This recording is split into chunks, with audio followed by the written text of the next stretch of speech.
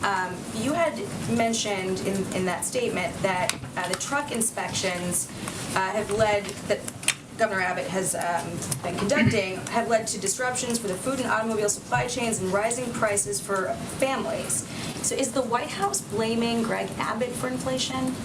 Well, I think we're trying to state the facts of what another political stunt that we're seeing happen and the impact of it. And what we're seeing is right now, factually, there's over $1 million in trade crossing over the U.S.-Mexico border every minute. These actions are impacting people's jobs and the livelihoods of hardworking families in Texas and across the country. That's not a political statement. That's a statement of fact. I'd also note that what we're seeing with these unnecessary inspections of trucks transiting ports of entry between Texas and Mexico are significant delays, which are resulting in a drop in commercial traffic of up to 60 to 70% in some ports. And that is significantly impacting the local and regional supply chains to the point that trade associations, officials, and businesses are calling for the Texas governor to reverse this self-inflicted gridlock. I'd also note that CBP officers are very good at their jobs, and Texas DPS does not need to replace CBP at the southern border. CBP has conducted a record number of drug seizures with more than 900,000 pounds of narcotics seized just in FY 2021. So the economic impact here, something that people of all political stripes are calling for a reversal of, is something that we think is significant and we felt should be shouted out. Just so we're clear, after weeks and weeks and weeks of Republicans blaming Joe Biden for any and all problems pertaining to the supply chain, we now have the Texas governor, Greg Abbott, who himself is creating a massive supply chain bottleneck at the border by conducting, quote, enhanced safety inspections of vehicles as they cross from Mexico into Texas in order to uncover smuggling of people and contraband. Now, there haven't been any reports of any people or contraband being uncovered, but plenty of reports of delays of 15 to 30 hours, with trucks back as far as 8 miles in lines that look like this.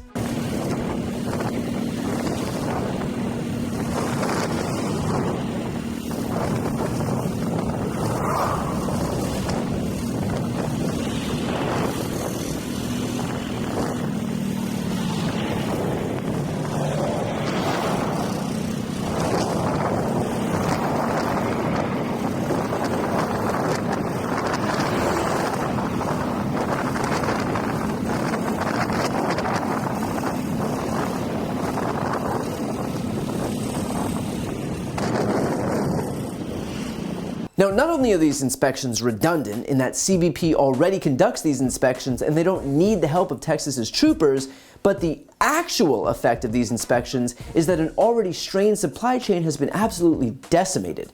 Companies that rely on Mexican produce, for example, have been unable to fulfill orders for grocery stores and supermarkets, meaning they have to source produce from farther away, meaning added fuel costs. And the produce that is being delayed will likely spoil, rendering it worthless. The chief executive of the Texas International Produce Association has already warned that we're going to start seeing empty shelves in the fruit and vegetable departments as early as this weekend, and that even when Abbott's able to find some resolution to this whole theatrical mess, it'll take at least a week for supply chains to correct themselves, meaning this doesn't just end once Greg Abbott decides that everyone's endured enough pain, but rather we're looking at days beyond that and tens of millions of dollars in further losses. And that's to say nothing of the household goods, car parts, and other shelf-stabled goods that have been delayed, halting supply chains that involve hundreds of thousands of jobs on both sides of the border. Losses are expected to be in the range of $8 million per day because of this stunt. But sure, Republicans are very, very, very concerned about the supply chain. Got it. Now, I know conservatives will watch this and say, hold on, the Biden administration and Democrats are overseeing prices rising across the nation and they have the audacity to slam Greg Abbott? But there is a very, very obvious difference here. Biden is presiding over a period of high inflation just like every other world leader is presiding over a period of high inflation. We're coming out of a global pandemic wherein supply chains across the planet have been disrupted. That is not a surprise to anyone. But here's where the difference is. Biden and Democrats are doing everything in their power to ease the effects of inflation by both trying to get costs down and investing in the future. They support capping insulin prices and suspending the gas tax and all of the elements in Build Back Better, from childcare to lower drug prices to universal pre-K, all of which Republicans blocked. They're trying to pass the American Competes Act to bring the semiconductor chip industry back to the United States and trying to transition to renewables so that we will never be reliant on foreign autocrats for our domestic energy needs again, which, again, Republicans oppose. But Abbott, on the other hand, is creating these high prices through a wholly avoidable and unnecessary stunt because he wants to get another cable hit on Fox. We don't need to have 30-hour waits at the border, but Abbott chose to have them, and therein lies the difference. Democrats are trying to ease the effects of unavoidable inflation on Americans. Greg Abbott is subjecting what are avoidable effects of high prices on all of us. Let's not forget that. And you may ask, isn't Abbott worried that he's opening himself up to the same attacks that his own side has been haranguing Joe Biden about? And the answer is clearly no. Why? Because right-wing media exists as a propaganda tool for Republicans, and so they simply won't cover the consequences of what he's doing. And if they do cover it at all, they'll frame Abbott as some hero for finally taking a stand against the migrants. And so this is just a necessary evil and something that we should all be totally fine with as patriotic Americans. And on top of all of that, Abbott and Republicans also know that at the end of the day, they can just blame it all on Biden. After all, they've blamed the inflation on him so far, and so why not just delay that supply chain even further and turn that pain on Americans up to a solid 10 so that they can really ramp up the anger?